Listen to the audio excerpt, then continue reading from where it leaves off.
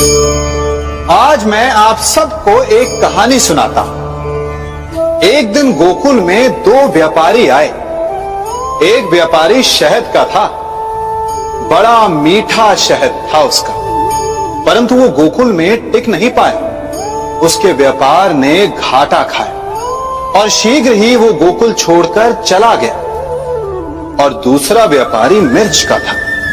पहले दिन वो एक पोटली लाया और दूसरे ही दिन वो पूरी बैलगाड़ी भर कर लाया। और धीरे धीरे पूरी मथुरा में उसकी धाक जम गई। मुझे बड़ा आश्चर्य हुआ, तो मैंने बाबा से पूछा कि ऐसा क्यों कि एक मीठे शहद का व्यापारी कंगाल हो गया और एक मिर्च का व्यापारी धीरे धीरे नगर सेठ बन गया। बाबा मुस्कुराए और उन्होंने कहा कि मीठी बोली बोलने वाले की तीखी मिर्च भी बिक जाती है और जो कड़वी बोली बोलता है उसका मीठा शहद भी नहीं बिकता। वाह, कितने उत्तम विचार हैं उनके। और उचित ही है, मनुष्य अपने जीवन में सदैव अपने वचनों से उठता है और अपने वचनों से ही गिरता है। इसलिए अपने जीवन में सदैव मीठी बोली बोलने का प्रयास कीजिए, आपका जीवन सरल हो जाएगा। मनुष्य की सबसे बड़ी दुर्बलता क्या होती है? सोचिए। धन, प्रेम, अहंकार। मनुष्य की सबसे बड़ी दुर्बलता होती है उसके रहस्य। चाहे आप कितने भी शक्तिशाली क्यों ना हो, कितने भी प्रबल क्यों ना हो, परंतु उसके रहस्य उसके नाश की चाबी होती है। इसलिए यदि प्रबल रहना है, शक्तिशाली रहना है, समर्थ रहना है, तो अपने रहस्य को किसी को भी ना बताएं, ना मित्र को और ना ही शत्रु को, क्योंकि समय पड़ने पर कब कौन शत्रु हो जाए ऐसा कहना संभव नहीं। विभीषण को रावण के अमृत कुंड का ज्ञात था, इसीलिए प्रभु श्री राम रावण का वध करने में सफल हो सके। इसलिए उचित यही है कि आप अपने रहस्य को स्वयं तक ही सीमित रखें।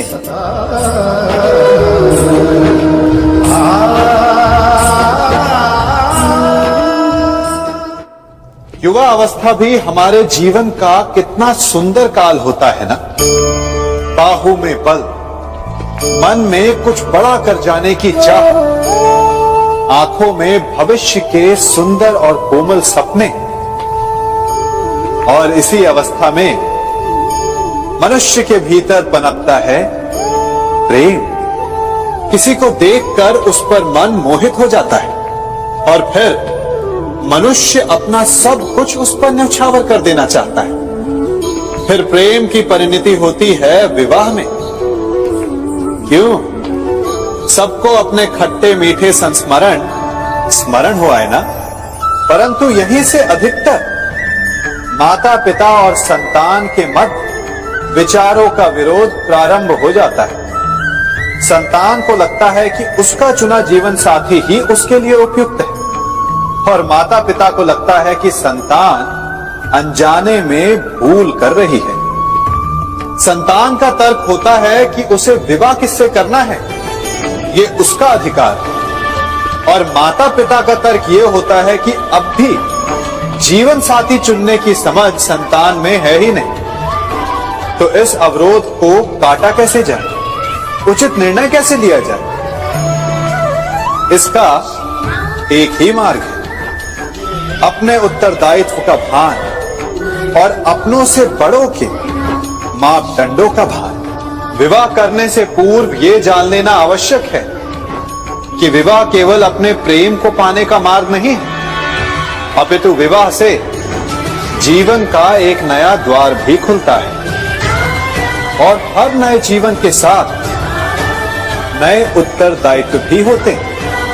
और यदि इन उत्तरदायित्वों को समझकर निर्णय लिया जाए तो विश्वास कीजिए आपका दाम्पत्य जीवन आनंद से भरा रहेगा और आपको कभी ये पछतावा नहीं होगा कि आपने कोई अनुचित निर्णय लिया। सागर का जल बाष्प बनकर उड़ता है, तब वो हमें दिखाई नहीं देता। मेघ उस जल को अपने भीतर छिपा लेते हैं, लंबी यात्रा करते हैं, प्रयास करते हैं कि वो जल सदा उनके भीतर छिपा रहे। परंतु जब वायु का वेग उन्हें उड़ाकर किसी पर्वत से ले जाकर के टकरा देता है, तब उन मेघों को बरसना ही पड़ता है, क्योंकि यही नियति है, यही प्रकृति है। क्योंकि जल को सागर में जाकर मिलना ही है। ठीक ऐसा ही हमारे साथ भी होता है। हम सत्य अपने मन के मेघों में चाहे जितना छिपाने का प्रयास कर लें, परंतु समय की आंधी उसे वास्तविकता के पर्वत से ले जाकर के टकराकर हमारे समक्ष ले ही आती है। जिस भय के कारण आप सत्य को सामने नहीं लेकर आना चाहते, एक दिन वही भय हमारे समक्ष आकर खड़ा हो जाता है और फिर हम लाचार हो जाते हैं, क्योंकि हमने उस भय का सामना करने की तैयारी नहीं की होती। इसलिए सत्य से भागे नहीं, उसे छिपाए भी नहीं, उसे स्वीकार करें। भविष्य की बड़ी विपत्ति से बच जाएंगे।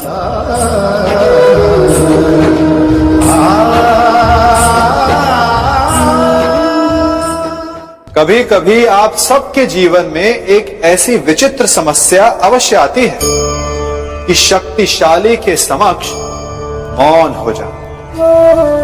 उस शक्तिशाली से विवाद करने से बचने के लिए आप मौन रह जाते।